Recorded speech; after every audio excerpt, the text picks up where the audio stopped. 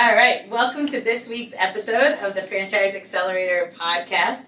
I'm really excited to continue our discussion on valuation.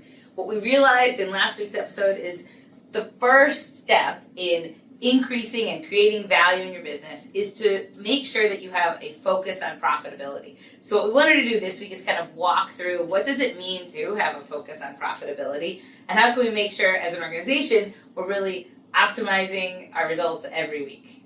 Absolutely. That's what it comes down to. And that's why we, from an accounting side, like to look at it from a weekly accounting, because you can make changes to your operation each week to hit that bottom line and allow your restaurant to be more profitable in the long run because of it. Exactly. And, profits are not a bad thing. And a lot of our listeners out there, I think, we have a pretty blended audience between people who have bought into a franchise and those independents who are looking to be a franchisor one day. But especially on the franchise side, I think a lot of times there's a little bit of a misunderstanding thinking that your business is going to be passive income, kind of a set it and forget it type of thing. Right. And that may be true eventually. But if you feel like there's a disconnect and that's not happening, I really think this episode is geared to you to realize here are the things that you control within your four walls, regardless of whoever created your brand. All right, so the first thing we want to do to focus on profitability and ultimately strengthen our profitability is review our financials. So you mentioned weekly. Now, we 100% believe in accountability, to reviewing, to getting real feedback to your team every week. Scott does a lot of calls with a lot of our clients on this, so talk to us about how that can be a game changer. Yeah, definitely. It allows them to, make sure they're getting real information in. I think that's the biggest thing we see as a disconnect sometimes when we bring clients on board is the information that they're looking at isn't really accurate. So they're not looking at great data to start, whether it's just invoices not getting in correctly, or maybe there's a credit card that's being used from a personal standpoint, not in a business. Just so many ways that we're not looking at actual numbers, and that's where it's hard to really then look at improvement when we don't really know a great starting point. Well, exactly, and I think the other part here that's so important is that we have to have a target, right? So if you've created your own, you're independent, you have your own brand, you have a couple of locations, you have to have a target for what those sales should be and what your bottom line should be. And if you're a franchise, same thing, right? At some point, they told you this is going to do X. And we need that target so we can start to evaluate it every week. The other thing that's so important that I think you run into a lot is the idea that, it's not just the owner who needs this information, right? Somehow you have to get it out into the team so that they get results. Definitely. And I think each restaurant organizational charts can be a little different. Maybe the owner is the district manager, maybe it's the general manager. We always talk about the owner could have different roles in that restaurant.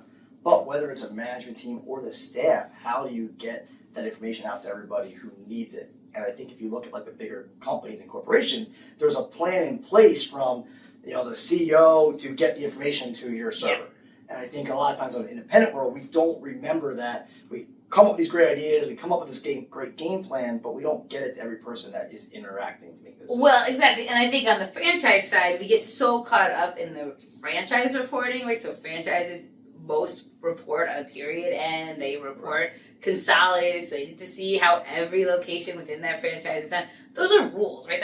That doesn't mean that you're not checking in on your results every week. Just because they want it period doesn't mean that's the only way to do it. So however your business is structured, we want to make sure that we have some sort of weekly check-in. Our team understands what they need to do differently. And then the other part of that is to make it something that we're looking ahead. I think in the financial world, everyone's looking backwards, and that hurts you, right? We have to be able to set a goal for next week, not just here's, our miss from last week. Right. Yeah, whenever we're looking at a monthly P&L or a balance sheet like that, to me that's just a report card. Yeah. That's how you did. At the end of the day, it's already done, But if you're weekly coaching your team up or developing new goals throughout that, that's how you can change your results for the month. But once the month's done, you're looking at a report card. Good, bad, or ugly, that's going to be what it is. There's nothing to change at that point. Yeah, and that's from a time standpoint, right? We believe that there's a way for you to spend less time in your business, right? Not no time, that's not really true, but probably less time. But that's why it's so important to make sure that you find a weekly process that's efficient, that's not 8 hours of your week, it's a couple hours, grabbing the key information, passing it on to your team in a meaningful way, and then setting the target for next week. Because again, if you're not profitable, your business has very minimal valuation. So this is a critical point to building a valuation, building an asset that's worth something. And, you hear like the big guys say it, it's like, if you're not profitable, what are we doing, right? Like, don't play the startup, I'm a startup. Right? I mean, it's true if you just opened. But, you really need to be profitable as soon as possible because that's the only way that your business is going to be sustainable. So we just really need to make sure that when we're setting those goals, if we're not getting to 10% bottom line, then we need to go back and figure out the equation that gets us to 10%. Right. No, at least being profitable as quick as possible if you're a new startup. But even like if you look now, a lot of the larger restaurant companies that have restaurant openings, it's way different than it was 10 or 15 years ago. They do not give the leeway when it comes to labor being super high, or food costs being super high. They have very targeted goals from week 1 of open to week 2, week 3, knowing there's going to be a little bit of change. Yeah. But I remember, 10, 15 years ago, there was a lot more leeway on how long it took you to be profitable from like a cost of goods, from a labor standpoint, and that is, they pretty much open the doors and they want to see profits starting very quickly after that. They don't have time to wait. And that's, I think, so much of this is expectation, right? That if we have invested all this money and, whether it's a franchise or a standalone, we have put in time, we have put in capital, and we need that return. And that's where this focus on profitability doesn't mean you're greedy, but we have to make sure that we're driving profits. All right, so steps that we can look at to strengthen or improve our profitability. Some of this goes back to pricing strategy. Now, again, I think this is a big discussion, especially in hospitality and restaurants. We've had a couple of clients that have franchises and they say, there's only so much we can do. I think in this topic, if you truly feel like the pricing is wrong, we've had a couple, right? We could go work collaboratively with your franchisor. Don't assume they know everything because you're in the store, they're not. So if you really feel like the pricing is wrong and you can't fix it, this is something where you'd want to go and talk to your franchisor. Yeah, absolutely. Especially if you have a good plan behind you of why, right? If this is the food cost you're running on this item and this is the price, you can, as long as you have the very, black and white statistics, you can say it just doesn't, the equation doesn't work. Exactly. And that's the other part of if you're an independent, right, on the flip side. So franchisee, we know there's not that much you can do, although there's always something you can do, especially in pricing, because even if you can't control your pricing, you can control how you're promoting. So finding those higher profitable items on the menu, doing a taste test. Hey, have you tried our lemonade? That's $5, right, that we talked about it After Your Business. There's things we can do. But the second thing would be if we are an independent who's looking to be a franchise one day, it is inexcusable to have I would say, higher than mid-20s food cost right now. Like, you just cannot do it. And you're not going to get there by a $25 pizza, right? You're going to get there through making sure that you have margins that work, that the products you're serving work to that overall cost of that menu. Because with where labor has gone, food cost is the only way to find the margin. Right. And labor's not going to go backwards. No. I think if you look at it like kind of what people are saying about real estate, right? It's not going to go the other way. Labor's going to be the same thing. Yeah. They're not really going to see backwards. So with food costs, like you said, you can control with that. If you're operating one restaurant and you want to turn to multiple at some point, the food cost is probably not going to get any better, right? No. If this should be the best you can run it. When your hands on deck is you're there every day, you're managing all these things, creating systems for waste and efficiency and all that. So besides maybe some bulk pricing if you got bigger, and that's probably not going to be at 2 or 3, that's going to be probably a lot, more at that. Really, the best food cost you're going to run is with one unit. So like Ann said, if you don't have a really good food cost in place now, when you go to 2, 3, 4, or 5 units, it's probably not going to get better. Right, and there's only so much you can do on the efficiency, which is where if it's really not working, you have to look at customer behavior, you have to look at, how can we make sure the customers are ordering the items that have good margin. They know we sell chicken wings are really small font at the bottom of the menu, right? We need to be aware of those discrepancies or differences in our menu prices so we can make sure we're promoting the right product. But at the end of the day, this is a math equation and we have to understand it and we have to work it every week to make sure that we're getting our profitability. All right, so next, we talked a little bit about reducing cost of goods sold. I think what's interesting here, and if you haven't checked out our other podcast, the After Your Business Movement, is it's more than just efficiency or ordering or inventory levels, right? Talk a little bit about what are the other things in our cost of goods sold. I mean, it's so many things. I think every restaurant is going to attack it or go at it a little bit differently. So yeah, there are efficiencies and making sure that you're ordering correctly and you're prepping correctly.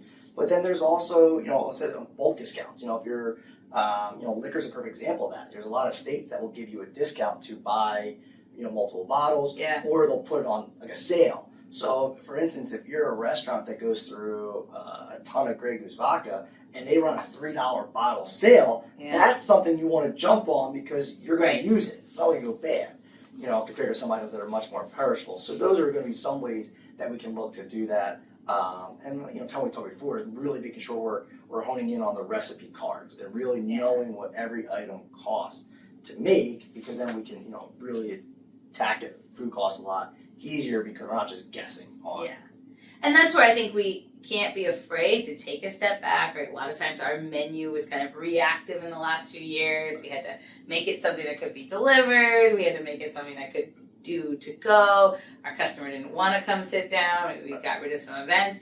Well, now we're back. Right now that we're back to normal, but our menu probably is, a mix of all these things. Plus we had supply chain issues. We probably replaced our product 2 or 3 times, different vendors, all these things happen.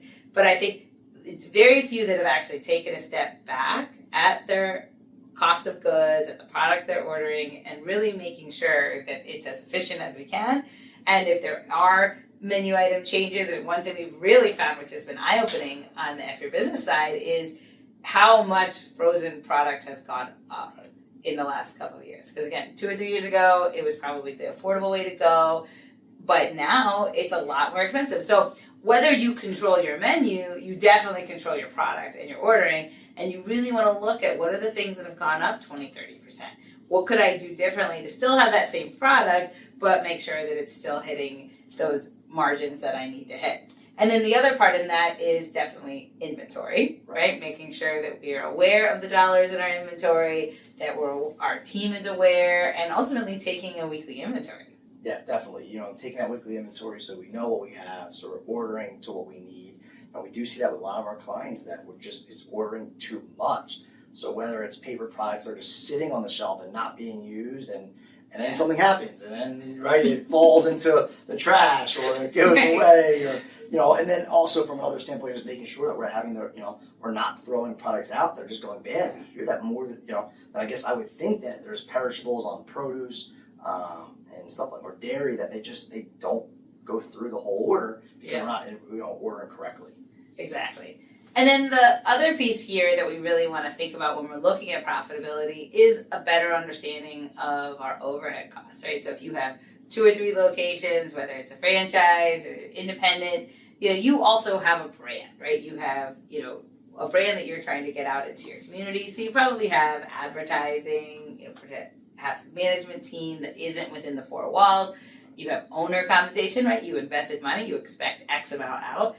But we really need to look at that overhead and make sure that still makes sense. So definitely here, when we're focusing on profitability, our recommendation is a budget for your overhead, right? Know the dollars that you can afford to spend in overhead and make sure that those are the dollars that you're actually spending. Right.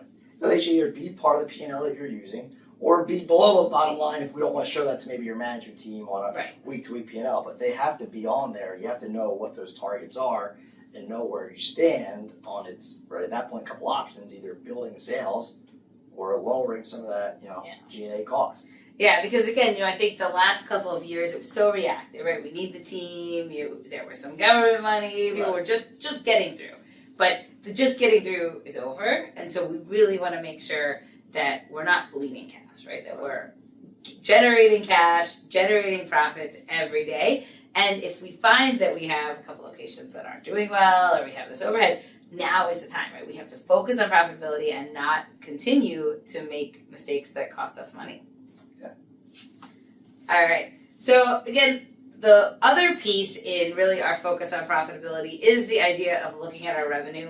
We talked a little bit about this in a previous episode, but really thinking about, okay, if I know I need X, right, to support my management team, I need $100,000, whatever it is, over 6 months, whatever that is, I need to find that, right? So it's not all cost cutting or getting rid of my management team that's been with me 20 years or, stopping all the advertising. Sometimes it's just the revenue side and looking at our revenue differently.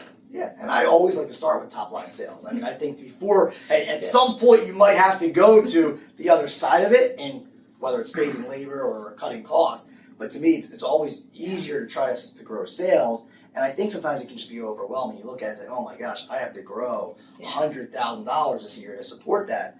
But when you really break it by week or by shift, those numbers aren't as crazy. So how can you add $100 to every shift? How do you add a couple $1,000s every week? Because that's what we're talking about, right? $2,000 a week is going to get you right around $100,000 for the year. Yeah. So what can we offer? Is it a new product line, or is it pushing catering, or all these other things that you could do? But instead of looking at, oh my gosh, I have to find 100,000. No, we need to find a couple thousand every week, which in turn is maybe a couple hundred hours every day. Well, exactly. And I think that's where there's such power in evaluating every week, because you can start to see, like, maybe my goal was 2,000, I only got 500, but I got 500, right? So maybe next week I got 600, then I got 700. So by seeing that, progress, it really does motivate your team to be like, wow, I really am influencing the sales of my organization. So if something works, right? You did some sort of advertising campaign and it worked. You saw instant, whether it's something came back, whether it was a free appetizer coupon, and and it came, you brought 20 of them in next week. That's instant to your team that it worked. We can do this. We can grow, guest count by doing that, and continue on some method in that way. Yeah, and just, I think, as much as we want this to be passive, right? I think anyone who has the idea of franchising or scaling, the idea is, I want to, set it and forget it, I'm not involved.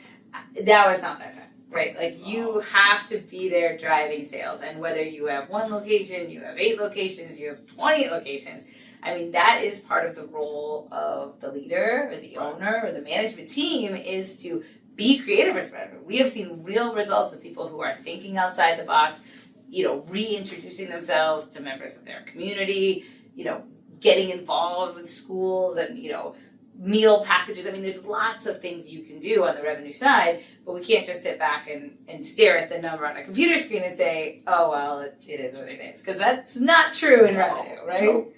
Yeah, and it's only trial by error is only chance. We don't know that every idea is going to work for you just because it worked for another restaurant, but there's only one way to do it, is try it out, try different ways, have a plan, and and continue on with it. Exactly. So we think for this week, right, there's always a little, call to action or homework assignment. But for this week, our homework assignment is this. We want you to go and evaluate your business, every location that you have, whether it's 1, 5, whatever it is, look at the bottom line and really compare it to 10%, right? So if you take your bottom line, say 1 location, it's $1,000 for a week. Again, it's just 1 week. But then look at your sales and multiply that by 10% and see what that gap is. Because if every location is not hitting at least 10%, and that's including owner pay, all those other things, then there's money being left on the table. But like Scott said, it starts with looking at it every week. Because if you look at a month, look at a year, it's going to feel overwhelming very quickly. But if you look at a week and you say, okay, this location needs $2,000 more, $3,000 more, that's 1 catering event. Right? That's 1 event that isn't in the 4 walls. So there's definitely ways to get there. But what we want to do first is really look at the dollars on the table. Because I think with that in mind, you will see what this really could do to the ultimate value of your organization. And I think as we see a lot of locations that have that, anywhere from 3 to 7 or 8 or 10 locations, is they're just used to 1 or 2 or 3 being underperformers, and it's almost accepted that they can't make money there, but they know the top ones but they can over here. Same product. And instead of saying, instead of we're going to keep taking from our top performers to pay for the bottom, if we just bring the bottom performers up, what the overall profit, the difference is going to be. I think that's exactly digging into that. And like you said, I think it's so much of it is just expectation. Because if you went to like the big corporation you used to work for and said, I can't do better than this. Right. That's not accepted. No. Right? Yeah, they wouldn't allow that. All right, there's an area of 8 restaurants. These 4 are going to really make a lot of money. These 4 are going to lose a lot of money. That's not how it's looked at. Exactly. So really, everyone's expected to make their money. Yes. And that's, I think if you do that on your own level, your entire operation is going to make a lot more money. So when there is a bad week or there is a rougher month, right. Well, and if you think about if your goal is beyond where you are now, right, whether on the franchise side or independent side, I mean, profitable businesses will self-fund. It, stops the reliance on debt service. I mean, there's so many other things. It's not just, it'd be nice to make more money. But, I mean, there are real results that can happen by your businesses being, healthy, sustainable, and cash flow positive. So, this is all about expectation and making sure that we are focusing on profitability for the good of our organization. If you have members on your team that are like, oh, come on, we don't need to make more. Right. It's sustainable for the entire organization, right? So people want a job, people want to continue with you for a long time, and this is part of it. So we really need to drive our profits and make sure that we understand that we are creating value every day in our business. So if you'd like more information on business valuation, we have a free course on our website. Check out anniegannon.com for more information and to sign up for our free valuation course that will really help you dial in where the value of your business is right now and what we can do right now to drive our value even more.